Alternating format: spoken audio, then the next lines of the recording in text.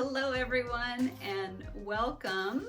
If you are watching this video, it's very likely that you just got engaged, or maybe you've been engaged for a while and you're about to plan a wedding. You might have said to yourself, where do we begin? How are we going to start? We're going to give you 5 great tips to get you started, get you on the right track for a perfect wedding.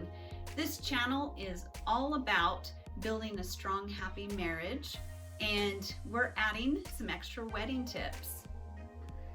So I'm Jay, this is Krista, we're Say I Do Forever, and we know marriages and weddings, don't we? We know weddings, we know marriages. We've watched it all come into the shop. So Krista has owned a bridal store for 16 years. She's retired now. She retired last April of 2021.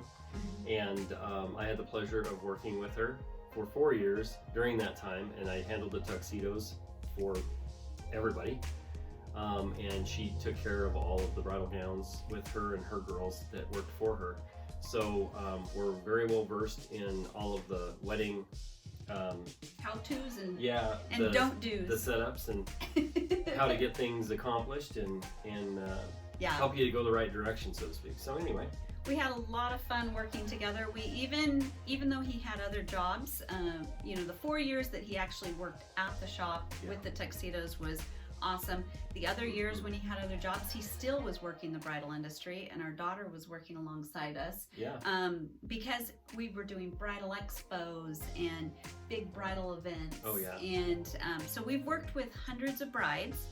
And over our 16 years of experience there, and my over 20 years of experience as a bridal seamstress, we've got a few things that might help you get on the right track to having that perfect wedding. So stay tuned. Here are your 5 tips.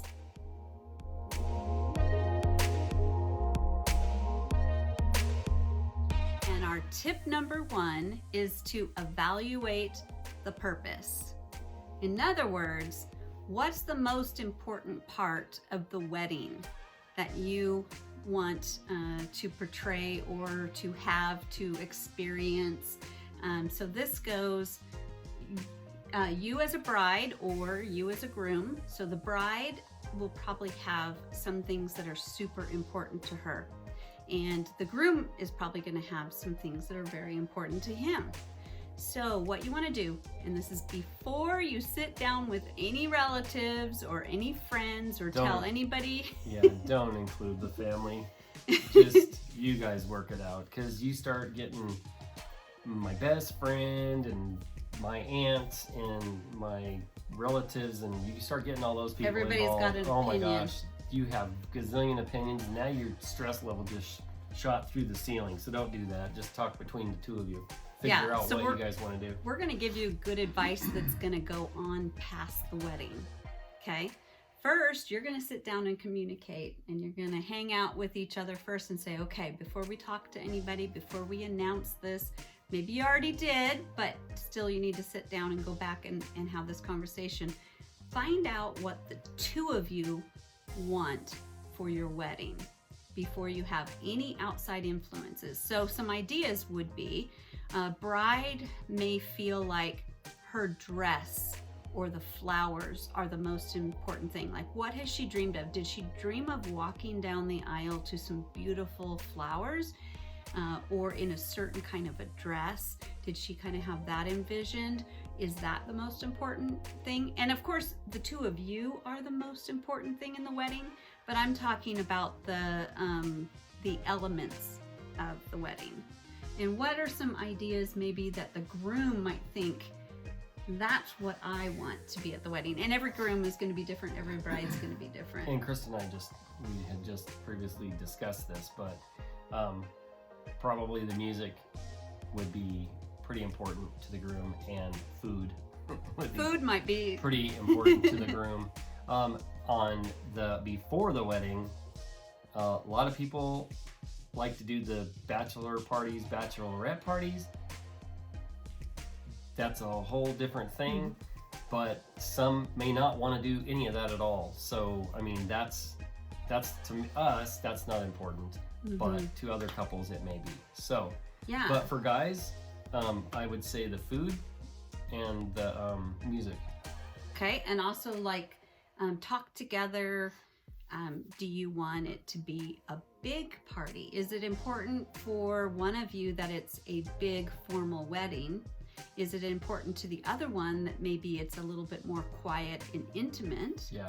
If both of you are really fixed on one thing, like, and it's opposites, like one wants the big elaborate wedding with family and a big event, and the other one wants something more intimate, is there some ways you can build in both elements?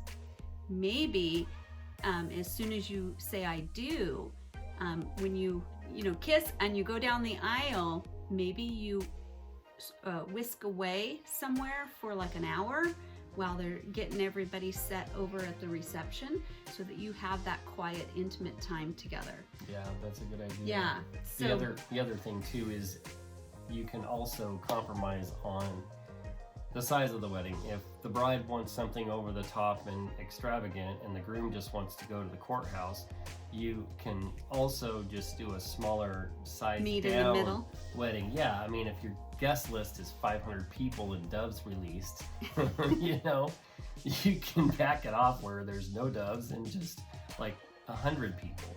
So the groom will feel more comfortable and the bride will still be getting what she's wanting. So, I mean, it's all about compromise. I agree. Especially when you're engaged.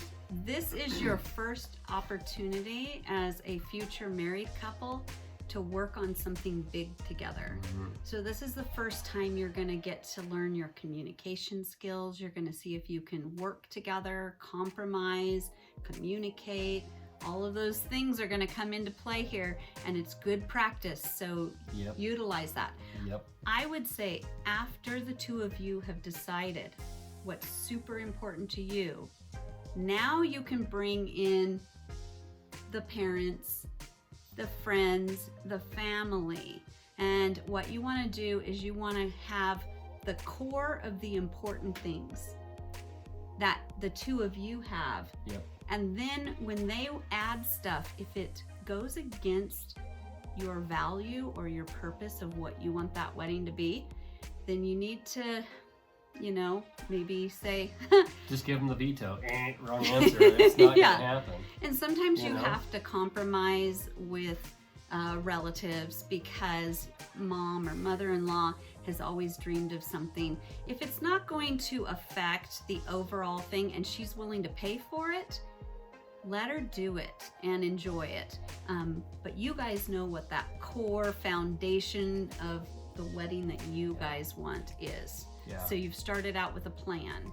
So, and then before we leave tip number 1 and evaluate the purpose, really, I think what you need to do is steer your conversation and your focus to knowing that a wedding is the celebration of a new marriage. And the marriage is the most important part of this entire thing. Otherwise, it's just a big party with a divorce at the end. So it's so important that you pace yourself financially. Don't set yourself up, in a bad place. Pace yourself mentally, physically, and start to prepare for the marriage as well as the wedding, and realize that the wedding is an amazing, wonderful celebration, but it's one day and it's not the end all be all. No, and your marriage is one say I do forever adventure. When I hate to say it, but when you're old and one passes away, then you're at the end of the adventure. But from day one of Say I Do Forever until then, you have this lifelong adventure together. And you need to focus on that and not think this is a sprint. This is a marathon. Yeah. The marriage is a marathon. Exactly. And this is just the beginning. It's fun. It's just the beginning, and it's one long, amazing adventure. Exactly. So, yeah. It's going to be amazing. And I think before we leave tip number 1, I think one thing that you may want to think about, a lot of brides forget about, and grooms, they're looking at all the components and all the things, but your photographer is important. Oh, yeah. And the reason I say that is because it triggered. Because we know firsthand. Well, and it triggered when you were saying that is that someday you're going to be older, Yeah. and maybe one of you has passed away, and that album of and your children may want to look through it and everything. Yeah. Those pictures are all you're going to have left of that wedding. Besides, of course, the spouse. Yeah. Yeah. So that's our tip number 1. Just sit down and evaluate your purpose. That's number 1. There we have it.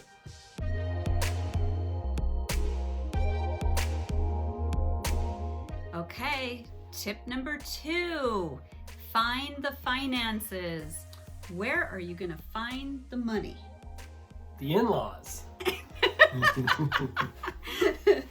Or American Express, don't leave home without it, or Visa, everywhere you want to be and more.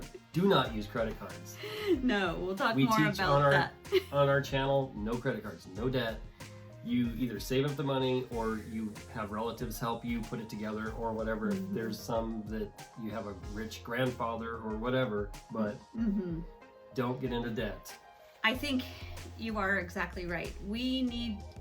You guys need to understand that you are starting a brand new marriage. You're starting a new family.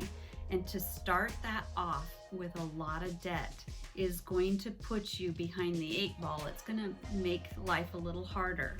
You're going to have to fight tooth and nail to get that paid off right in the beginning of your marriage. Yeah. So if at all possible, try not to use any credit or anything like that. Nope. So this is where you're going to, now you've figured out kind of what you want, how big of a wedding, all of that kind of stuff. Now we're going to see if it's possible. So you need to figure out, number 1, what are you and your spouse able to come up with? So maybe you have some money in savings that's set aside just for that. Maybe you don't use your emergency fund. Yeah, don't use that. It's not what it's for. You can see some of our other videos on budgeting and stuff like that. And we want you to start out on the right foot. We want you to do a good job, but we also want you to have a wonderful celebration of this beautiful new marriage of yours. So, bride and groom, sit down and figure out your finances. What can you contribute to this wedding? If you have some savings, if you have something, write that all down. If you know that you can contribute X amount per month, like I have a little extra in my income, you have a little extra, so we know we can do this a month. Right. And the wedding is 12 months away. So we know if we do this much a month, each in 12 months, that we'll have this much. Write that down. Yep. Now go to your relatives. What are they going to pay? A lot of times, it's kind of a mixed bag. I've had lots of brides and grooms that have paid completely, more and more nowadays, that have completely paid for the wedding themselves. So they've had to do it step by step. They just buy one thing and you just are chiseling it away. I remember that when I used to work with Krista at her bridal store. I remember that some brides would come in with, like, say they were a waitress, and they would come in with all their tip money and they would put it on the register, or the counter by the register, and just start counting it all out for Krista. And then just each day or week or whatever, they would just give her set amount of money to pay on her dress until the dress got paid off. So they do, and the groom did the same thing. He would come in and pay for 1 tux a week, or every other week, until he got his guys taken care of, because he didn't want them to have to pay for it. And that's another thing too. If you're going to have a big wedding party, typically, and I've seen this more times than none when we had the shop, each of the groomsmen would pay for their own tux, unless it was a hardship. And each of the bridesmaids would pay for their wedding, or their bridesmaid's dress. But if it was a hardship on any of those groomsmen, the groom would step up and pay for theirs. So I thought it was really cool. A lot of the guys would pay for their own, but if they couldn't do it, the groom would step in and pay. So, I mean, you can cut costs that way where everybody pays for their own part of it. I know it's your wedding, but you still can have them join in, you know, participate in paying for some of the stuff to take the burden off of you two. Yeah, that's another great thing to discuss. Thank you, Jay, for bringing that You're up. welcome.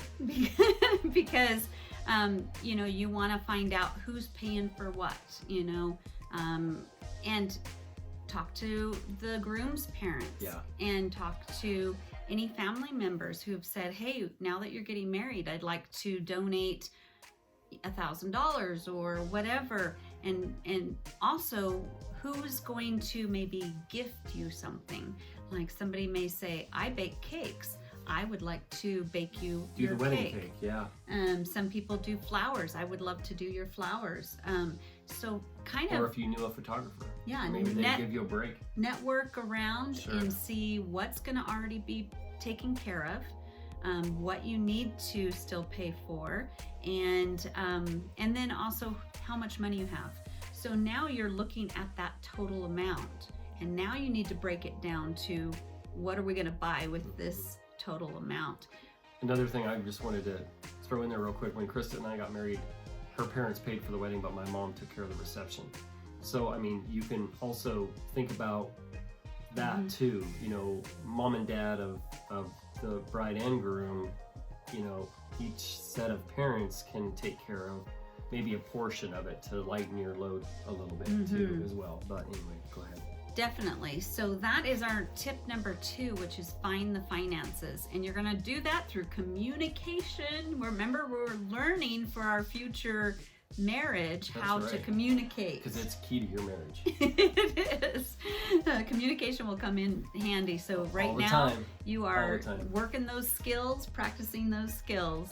That's right. So number 2 is find the finances.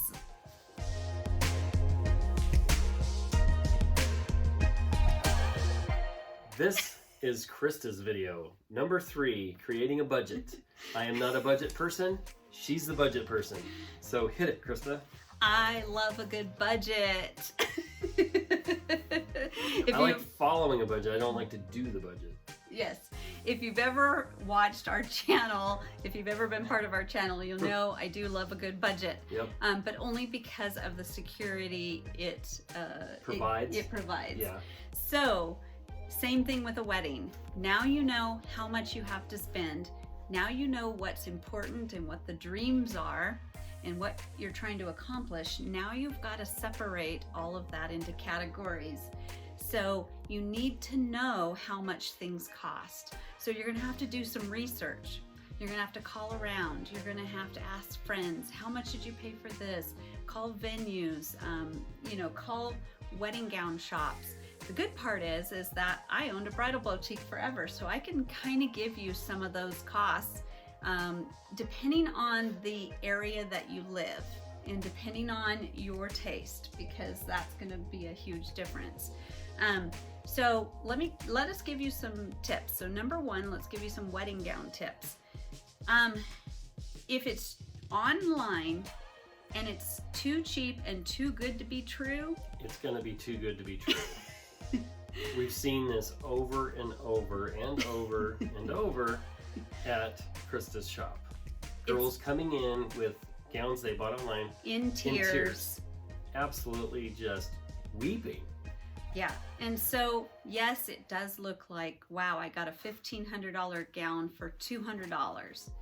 Well, the gown that's in the picture is not what you're going to get. It's not.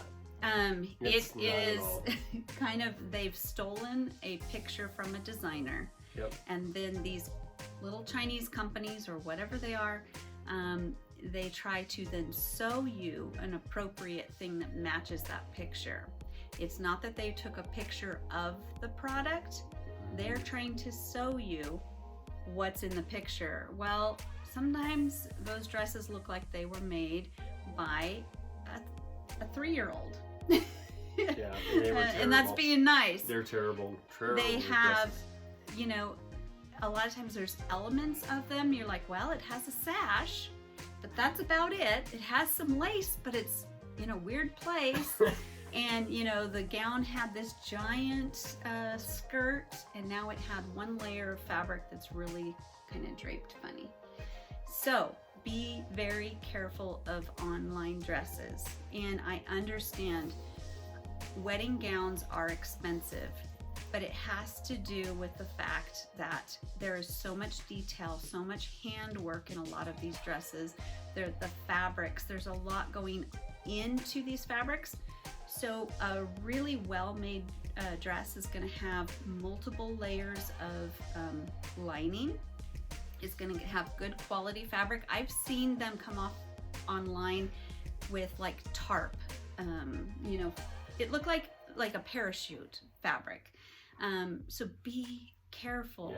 Yeah. I've seen people get good stuff online, and there are real shops selling online, but usually the price reflects that it is a real dress.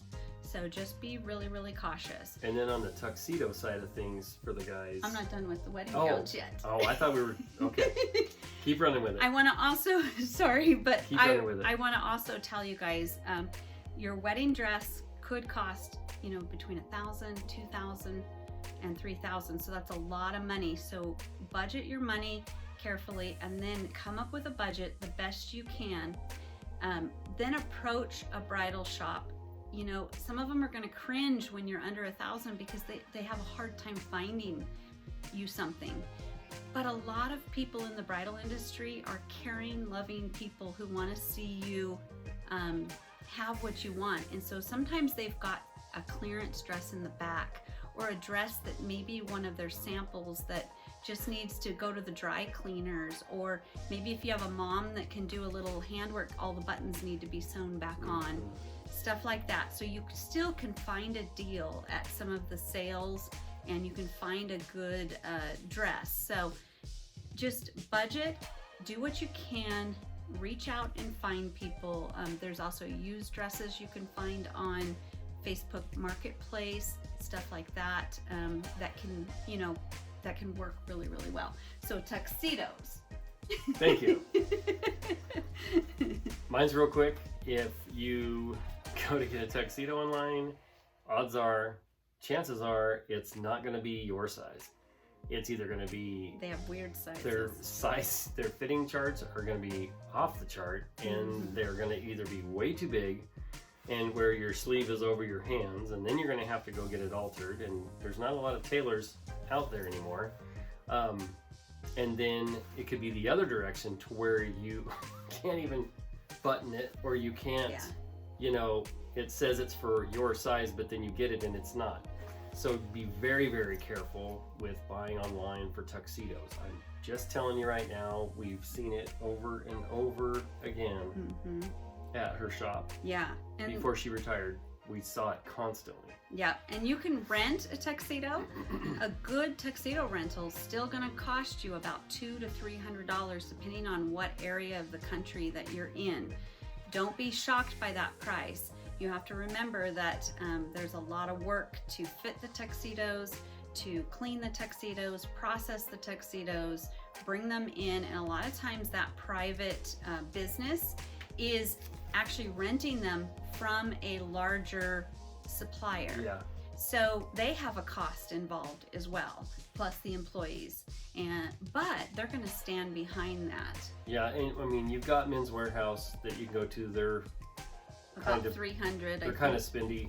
If you go to a private, locally owned place, this is the place, like Krista's saying, they get it from a national chain, a huge warehouse, so they can probably get it a little cheaper than Men's Warehouse, but it's just how it is. Yeah. I mean, if you want to look like James Bond, you're in your tuxedo, you're going to need to go to a place that rents tuxedos or sells tuxedos and stuff like that. If you wear one all the time, I highly suggest that you buy one. Yeah, because then you can wear it over and over again, and you get your money out of it. A lot of weddings now are doing suits.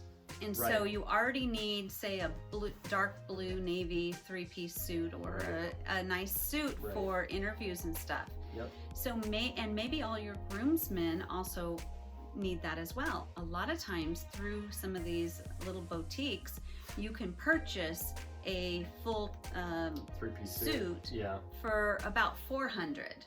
So, and it depends on when this video is being posted. It all, you know, what year you're looking. Yeah. It also depends on what part of the country you're in. The Yeah, bigger that's true. cities are going to be more expensive than Yep. the smaller towns. So maybe make a call so that you can work that into your budget, Yeah. and decide if you're going to pay for your groomsmen as well. Sure. So number 3, well, it's our little bonus tips, is alterations. A lot of Yes. brides buy their gown and they have budgeted that, but they didn't budget the alterations. Men can fit into, you can take 10 men with pretty much the same measurements and fit them all into the same tuxedo. But ladies, even with the same measurement, we might have different, you know, we might be taller, shorter, we might have Torso. torso, Yeah, you know, all torso different wise. kinds of things. So you're gonna have that gown tailored to you. You're gonna have it hemmed, probably, if you're shorter than 5'9". You're gonna maybe want a bustle, which is the button and loop that pick up the train at the reception for you. You might need some shoulders taken up or taken in. So you need to budget for that. That is also dependent on your area. Alterations can cost you anything from $300 to $700. I've heard in some big cities $1,000 just for alterations. Yeah. So depends on your region. You can ask around to some of your friends and see what they've kind of paid, but every wedding dress is going to be a little different. Depends on what they need to have done. One of my favorite things is when Krista and I are watching Hallmark movies or Lifetime, and it's a wedding one. Krista will watch this gal in this dress and she'll be like, who put that together? That does not even fit her right. It's all hanging off of her. It's too big I thought in the you were going to waist say or whatever. the times when they go into a bridal shop and they pick out a dress and then they go get married and the thing fits them perfect. No, I was talking about on Lifetime and Hallmark. It's terrible. I mean, she'll catch it right away. Krista will be like, no. So now once you have found, you know, you've done some research and you kind of know how much you should budget for each little area, now take your budget amount and put it all into categories. And that is your tip number 3, which is create a wedding budget.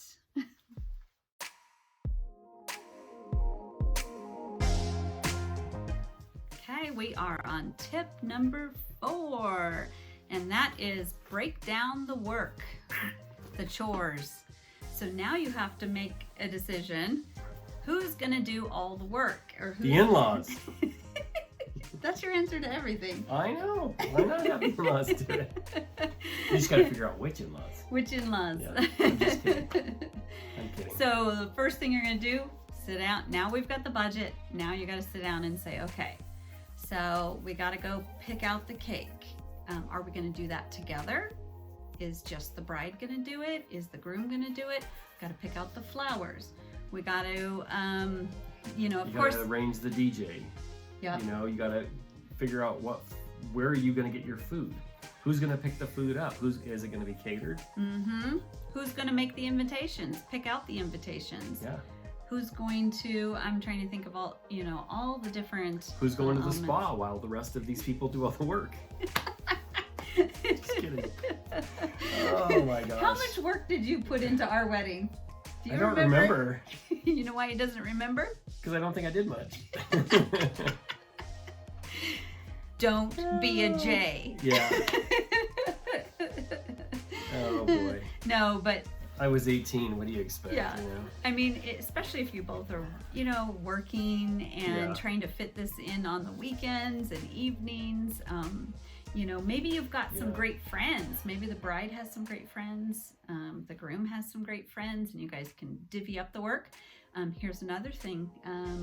Picking out the tuxedos. Yeah. Who's going to pick out the tuxedos and the colors, and who's going to get all the guys together?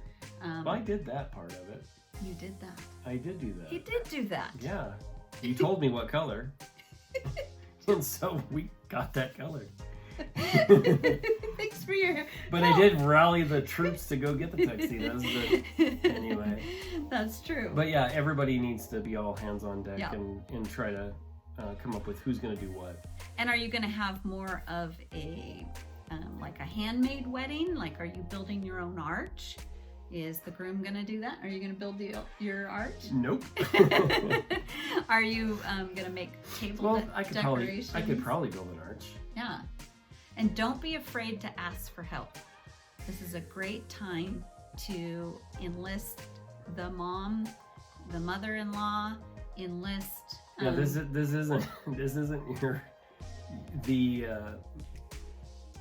husband to be driving, not wanting to pull over and ask for directions. No, ask for help. Yes. Ask for help.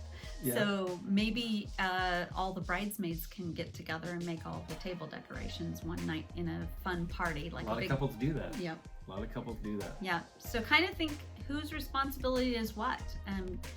It may be that one of you is more excited about the wedding planning, and I've seen it both ways. I've seen it where the bride was not as excited about wedding planning, and the groom, he was so involved. He planned everything.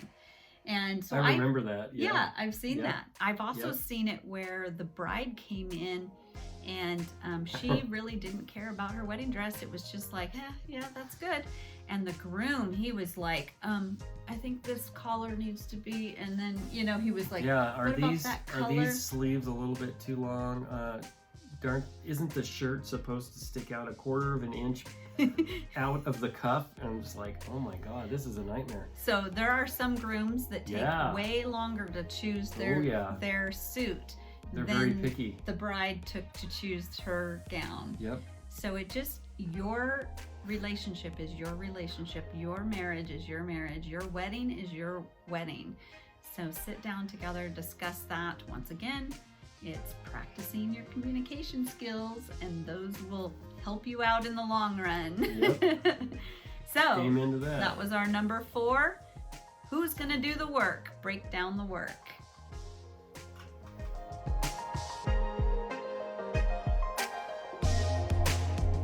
Okay, tip number 5. Continue to communicate. So this one is critical because you're gonna be adjusting as you go. Maybe something's not working out. Maybe one person is feeling overwhelmed. Maybe there's some emotions attached you need to talk through. So maybe you need to read your wife's mind. Maybe you need to uninvite the mother-in-law. Oh my gosh. It's time to continue to sit down. That's maybe if you've got 6 months before the wedding, maybe you sit down once a month and just say, okay, where are we at? How are we doing? Or let's do an emotional check. Let's do a to-do list check. What can I get you to drink? Yeah. Does it need to be a little harder than just Kool-Aid? Do you still want to marry me after you've worked with my mother? Oh boy, no doubt. No doubt. Isn't that the truth? And then keep some humor in it. That's a bonus tip right there. We always try to joke around together. Yeah, and I would say we're going to give you some extra tips here. Slow down and enjoy each moment. Yeah, for sure. Because it goes fast. This is a season of your life. This is a temporary moment when you're planning this wedding, and the rest of your life is in front of you. So don't let the wedding swallow you up and swallow your love. No. Yeah. And eventually you'll probably have children and careers and stuff that will also be stressful. So this is a good practice of not letting external things ruin your marriage. And I'm going to say it just like I always do many times before. Marriage is like a roller coaster. A lot of couples mistake the downs as the end of the ride, but if you stay on the ride, you'll experience the ups again. That's the best wedding advice we got at our actual wedding. We've ever got, yep. And 33 years later, we are still hanging on to that piece of advice. Yeah, buddy. Yeah. So we wish you the happiest and most joyful wedding. We hope it's filled with not only your family and friends, but filled with all the things that are important to you guys, and filled with things that you'll remember for a lifetime. And we also hope that your marriage grows stronger because of this challenge in front of you. Yeah, For sure. we love you guys so much. Hey everybody, so there you have it, your 5 wedding tips plus bonus tips. We hope that you've enjoyed this video. We'd really appreciate it if you'd like it, if you'd subscribe, if you want to see more wedding tips, and we'll be sure to post those in the upcoming videos, and we really appreciated you viewing it. Yeah, we have so much more as far as tips go, and so we'll try to make some future videos coming up. But also, if you are interested in building a great marriage, check out all of our other videos. We love you guys very much. Have a wonderful day. This is Jay and Krista helping you say I do forever. Love you guys. See you guys.